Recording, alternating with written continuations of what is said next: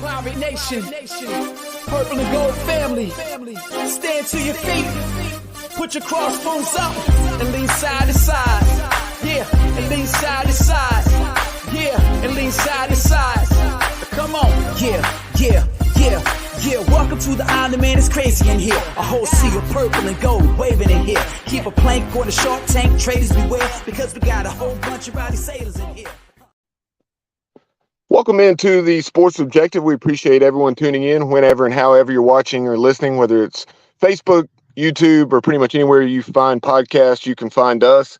March Madness is here. The first four took place last night in Dayton, Ohio. And as we're here on a Wednesday morning, and right now very excited to be rejoined by former East Carolina head coach, Mack McCarthy. Coach, we appreciate your time. I'm always glad to be on, and especially this time of year. A little March Madness, a little NASCAR, Augusta on deck. This is a great time of the year for me.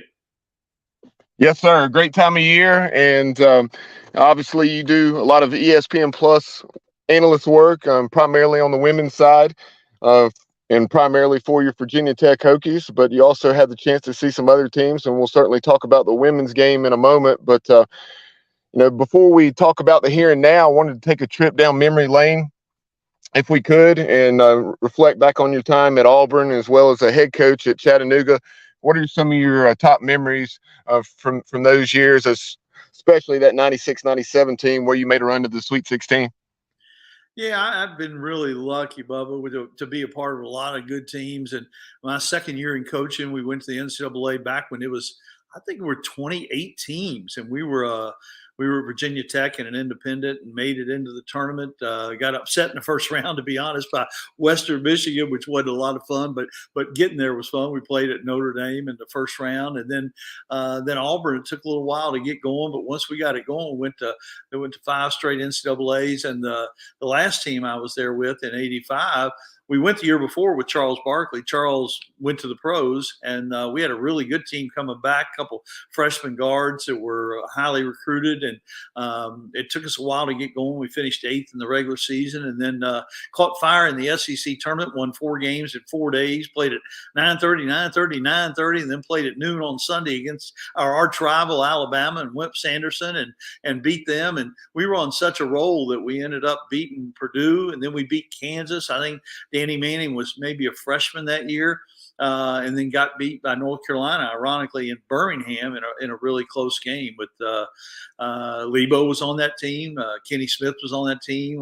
Wolf was on that team. They had a really good team, although they got beat in the next round by Villanova, who went on to win it all that year. And fast forward to your time at Chattanooga on the 96-97 team, and really, prior to discussing that team, that your time at Chattanooga had been very successful. Prior to that, you'd won several conference championships and regular season titles before, and the only time in your first 7 years that you went to the dance was when you did not win the regular season title but won the tournament, and then everything really built up to that 96-97 team that made the Sweet 16 run, because you had been to the NCAA tournament, like 4 times in 6 years or 5 years, and obviously some seeds, I think between 12th and 15th. So you were facing the likes of Wake Forest with Rodney Rogers and Randolph Childress, with Jock Vaughn, and then also Ostertag, Pollard at Kansas, et cetera, with some other teams. Yeah, at Connecticut with Ray Allen and the Marshall brothers, or not brothers, but the Marshall guys, Danielle and Donnie. And then before that, we ran into Oklahoma. They were the number 1 seed overall with Stacey King and Mookie Blaylock and Ricky Grace and one of the Grant brothers. I don't know if it was Horace or Harvey, but one of them was out there. One of them was at Clemson. But yeah, we had gotten some bad draws. But like you mentioned, when we went in 96-97, we had an old team. We had 5 fifth-year guys, through junior college or transfers or red shirts or that kind of thing. And because we had been 4 times in 5 years, we weren't just happy to make it anymore. And then we got a good draw. And the thing that was a good draw for us was somebody not having a big center. We had run into Ostertag and Pollard. You mentioned Rodney Rogers. We had run into was it Travis Knight with Connecticut, Stacey King, obviously with Oklahoma. We had run into all these great centers, and Georgia didn't have a great center. And all of a sudden, we're up 22-2, and we hang on to beat Tubby Smith. Gigi missed a shot at the buzzer that I don't know if it would have sent it in overtime or would have won the game. I'm not sure. It's been a little while. And then we ran into Illinois in the second round, and they were the same thing. Lon Kruger, great coach, had a really good team, but no big guy. They had really good guards, had a really nice team out of the Big Ten, but we handled them pretty easily. We held them to one field goal in the last 7 minutes of the game, went a little zone and mixed things up. And then we got to go back to Birmingham, ironically, again, to play Providence. And they were the worst team we played. But Pete Gillen had God, Sham God, and we couldn't stay between God, Sham God, and the basket. That was a little bit of a problem. They also had Austin Crozier, who was a lottery pick, and they did have a big center. I think his name was Brown.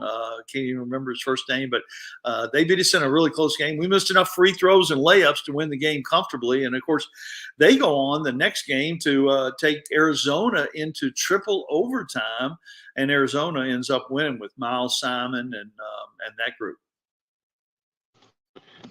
Yep, and that 96-97 game against Providence. If we need to have any proof that our phones are listening to what we say and everything that we Google, that came up in my suggestions this morning on YouTube. That Sweet 16 matchup that you just mentioned with the Providence Friars, and so I checked out about 5 minutes of that and was showing that to my son a little earlier.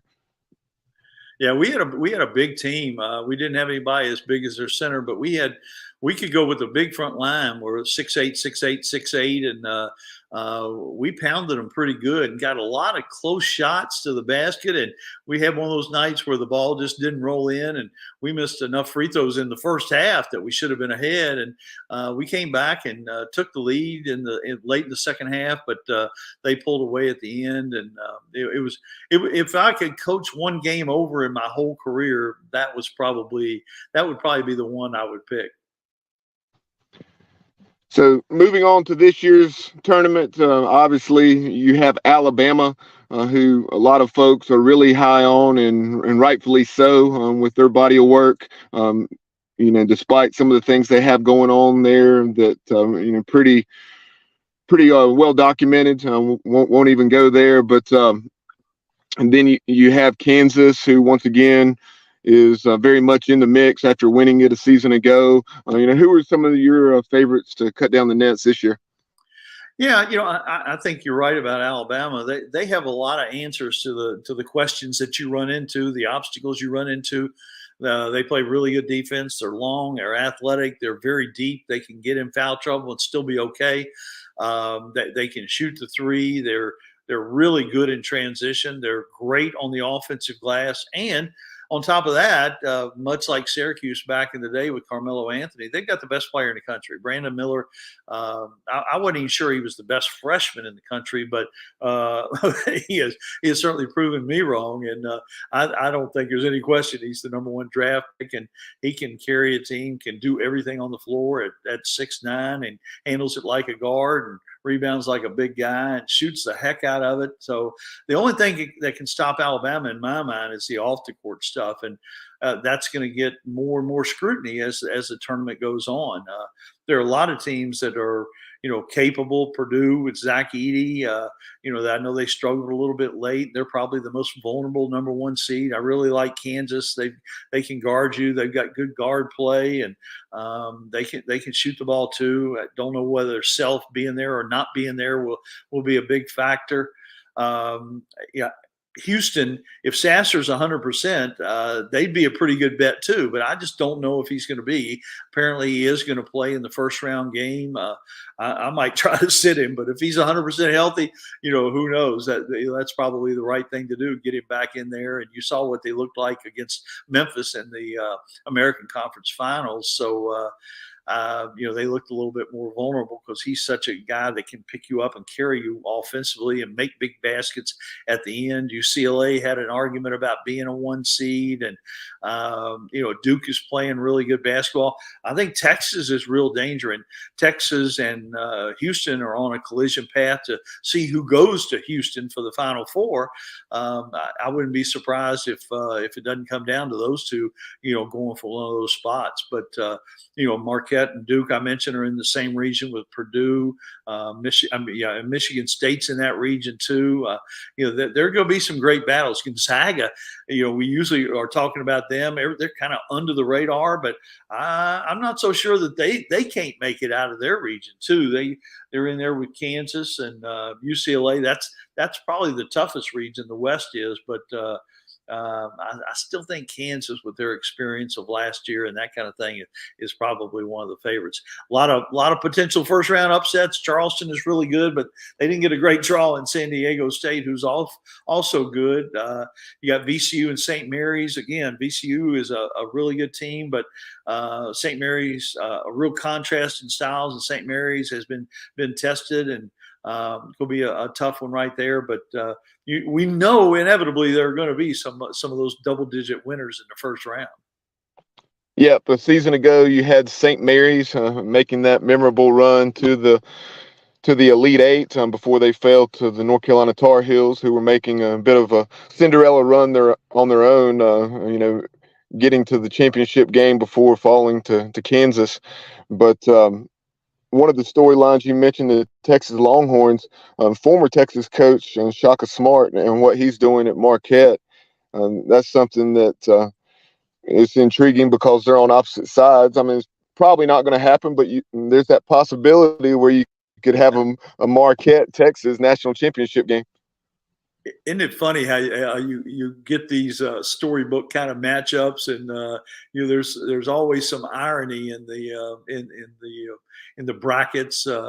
Some folks think they do it on purpose. Some folks think it just randomly happens, but I don't know. But regardless, when you get 68 teams together, there's going to be some conflicts. There's going to be some things folks have in common and that kind of thing.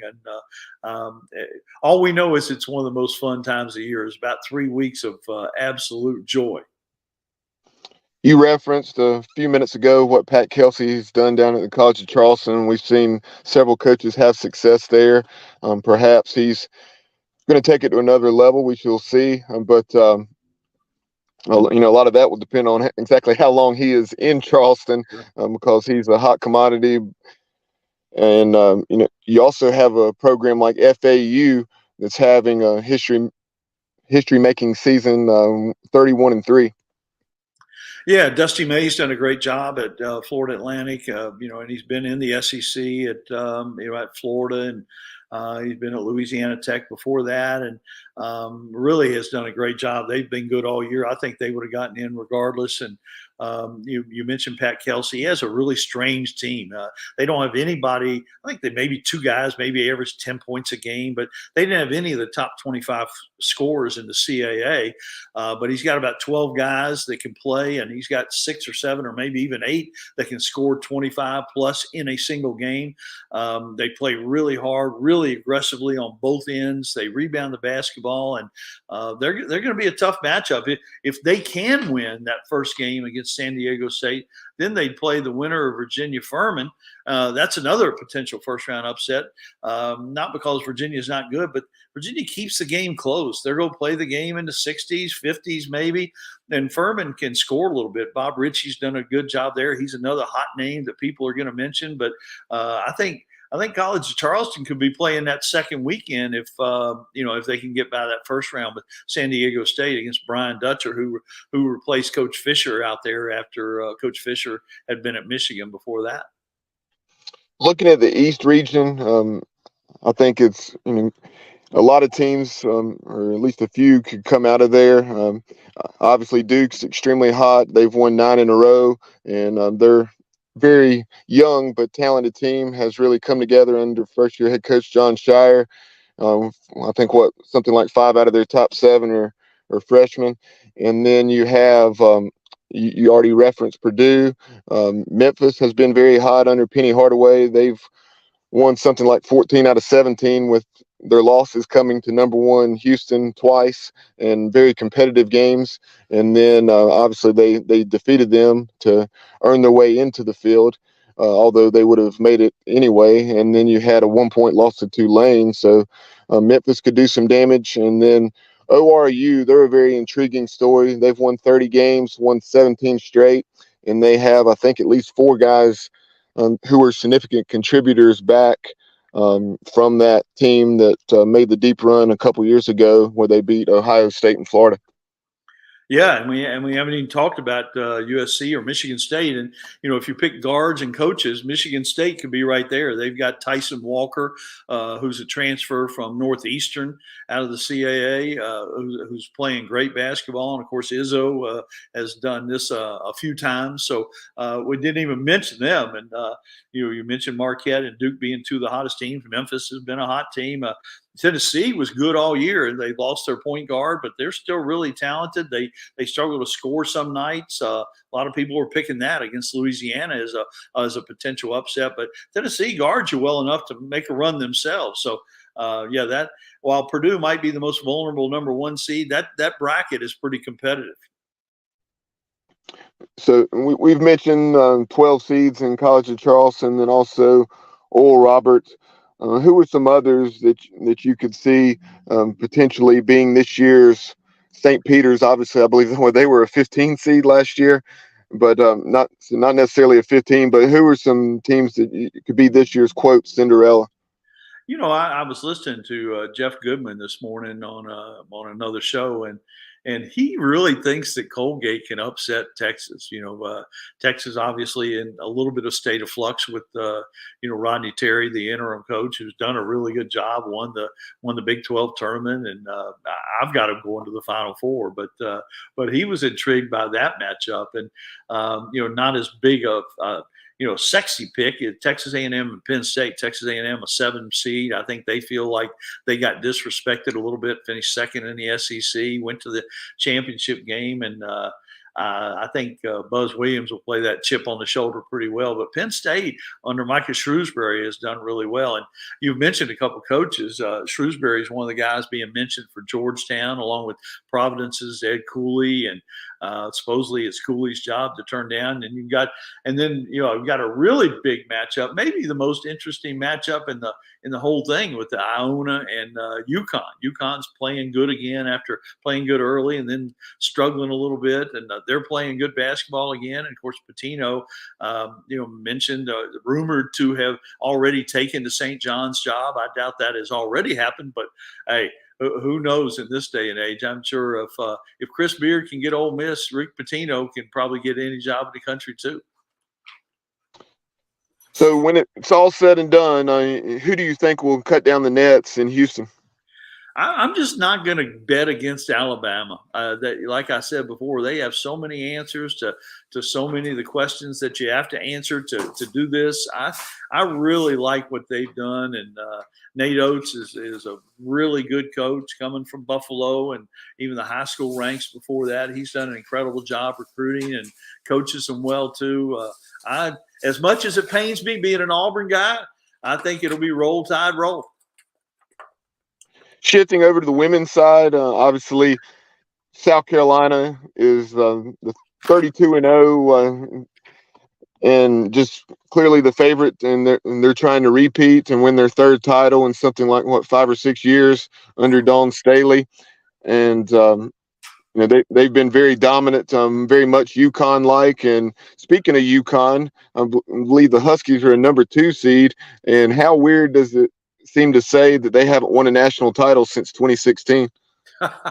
Yeah, it really is, and you can tell how grumpy Ariema is that's the case. But yeah, if you take South Carolina versus the field, you probably have a pretty good bet. There are some intriguing 1 seeds with Iowa and Indiana and Virginia Tech, and like you mentioned, UConn at a 2, and Stanford right there, battling for a 1 seed. There is more parity in the women's game than ever before. But two things make you think, I don't know about that, because South Carolina is so dominant, so deep, so good defensively. Can they have an off night and get beat? Yeah, they could. But another thing that would indicate that the parity doesn't run very deep is in the last 10 seasons, every number one seed has made it to the second weekend. Not one has got beaten in the first or second round. And I think they're probably pretty safe again this year. But the women's tournament is going to be really intriguing. A lot of SEC, a lot of ACC teams in there with Duke and Carolina and Florida State. We mentioned Virginia Tech, a top seed, Louisville. It's really kind of loaded. Miami's in the tournament again. They do a good job. It's going to be a really fun tournament. I'm looking forward to being part of it, doing radio for Virginia Tech women going forward. And like I mentioned, they played Chattanooga in the Irony game, and then they would, if they win, they would get the winner of South Dakota State against Southern Cal. Obviously, Southern Cal is the bigger name. Lindsey Gottlieb has been to the tournament a number of times when she was at Cal, and then she was at Santa Barbara, coached in the NBA, has got Southern Cal back to the tournament for the first time in 9 years. But South Dakota State is a story we don't ever even hear about or talk about. They've been Division I for 15 years. They've been to 11 tournaments. It's really incredible what this guy's done. A guy named Aaron Johnston, and he's been there 23 years, but they've only been Division I eligible for the last 15 years. And they have not lost since they lost to South Carolina December the 15th. I think they've won 21 in a row. As you mentioned, you're going to be describing the action as you have all season long for the Virginia Tech Hokies, primarily on the TV side. And I think this is what your fourth broadcast on the radio side. So as you take a look at your Hokies, being an alum, how deep of a run do you think they can make?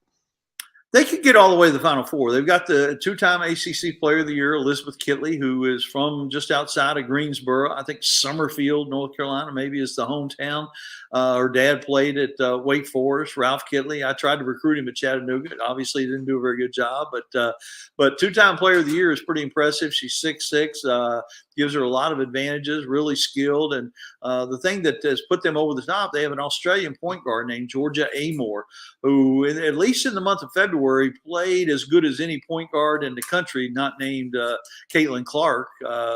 But she's been really, really good. And, she's averaging over 15 points a game, and is just a dynamic player and can do a little bit of everything. Not real big. She's only about 5'5", maybe 5'6", but very athletic. And that's a pretty good. If you want to start a basketball team, start with the point guard and the center, and they've got both of them. And then Kenny Brooks, who's been to a million NCAAs, as he was building his resume up through the James Madison days.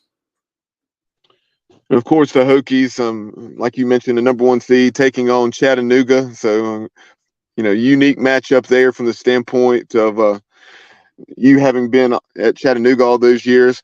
But and I know you talked about the Mocs being an unbelievable story, picked to finish last and going to the dance. East Carolina picked to finish last by the coaches in the American. Ended up winning the tournament after finishing third in the regular season. Kim McNeil tying the school record for wins thus far, 23-9 for the Pirates, and they have a first-round matchup. They're the 13th seed taking on the Texas Longhorns down in Austin, who are the 4, and they have a lot of size, and that's one of the things that Kim McNeil said she's really worried about in this matchup. Yeah. Kim, they have to overcome the size thing with a lot of speed and quickness and athleticism. And Kim, what a great job she's done. You guys, we all know how hard it is sometimes to win in basketball at East Carolina on the men's side and the women's side. And she's done an incredible job, got better every year, added some pieces here and there. And they play a unique style of defense, a really aggressive, amoeba type zone. It isn't the amoeba zone, but it changes shapes, and they can take certain players away, and it's a really difficult preparation. Texas will struggle with some of that, but in the end, size does matter down low, and whether it's rebounding the basketball or getting some easy shots, but it could be a really intriguing game, and what an upset it would be. And Kim McNeil's already set some precedents here that are going to be tough to continue to accomplish, but she's done an incredible job, and what a good season. And I'm glad to see Mox. I'm still thinking about the other game. Pirate Nation excited about this. And as you take a look at the Pirate roster, one of the things that really stands out is the key contributions that they've received from Danae McNeil, who's a Clemson transfer, 17.5 points per game, and a first-team AAC player. And then you have Micah Dennis, who was a significant contributor as well from Oklahoma State. And then you have a couple who are homegrown, one who was in her first season, Amaya Joyner from nearby Farmville, essentially averaged a double-double if you round up, 10.5 points, 9.7 rebounds. Yeah. And I remember I did one television game a year ago, and I remember seeing McNeil at practice and thinking, gosh, she's really talented and long, and can get out in those passing lanes, built for that zone, but also built to get up and down the floor and get some easy baskets. And Kim has added some really nice pieces along the way, and that fit her style of play. And of course, there's another connection there. She was an assistant for Kenny Brooks at JMU too. Coach, kind of shifting gears back over to the men's side at East Carolina as we wrap up our conversation. Mike Schwartz, first year, 16-17, most wins for the program since 2013, 2014. And you had guys who were already in the program like Javon Small and Brandon Johnson really step up. Javon unfortunately went down 3 or 4 games, I believe it was, into AAC play.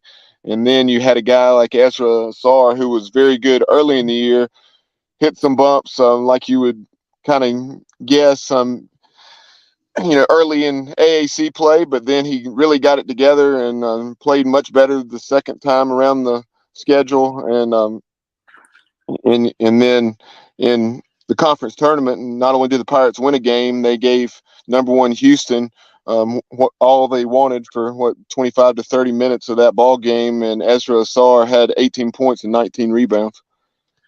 Yeah, I think Coach Schwartz did a really good job in his first year by all accounts, and I saw him play early some, and they got off to a pretty good start. But I think the big thing, two big things to take away from Coach Schwartz and his staff, who was a really good bunch of guys. First of all, they really were competitive almost all the time, and that bodes well. It gets you a little closer, gets that confidence going, and people are expecting even more of you, and you're expecting more of yourself. And I think the fact that they were competitive more times than not, it kind of bodes well for the future. And the other thing that Coach Schwartz has done is, the people have really taken to him.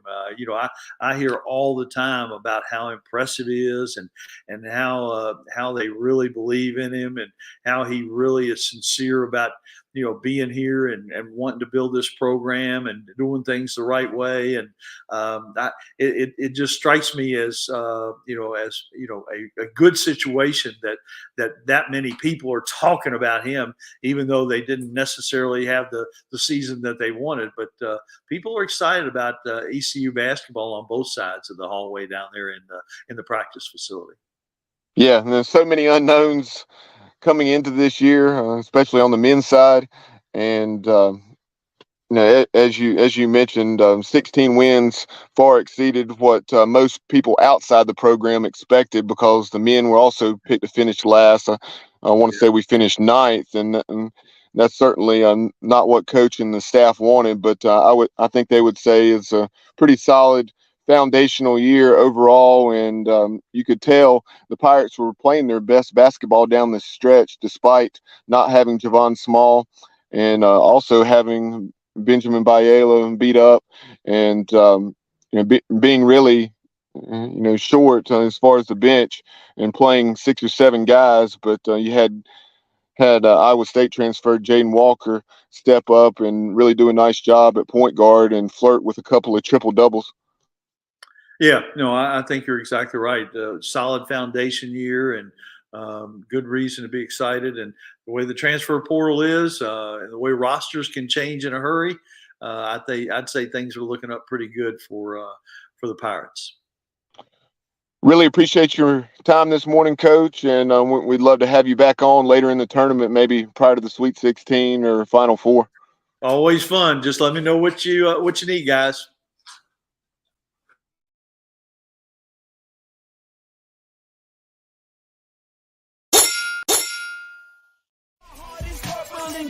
I'm a pirate down to my soul, and I don't back down, not at all. Find out when the cannons explode, from the sidelines down to the post. Put it down like not even close. All out to the last whistle blow. From the flag with the soul and crossbones. Everybody stand up, get your hands up. Let our team know that we got they back.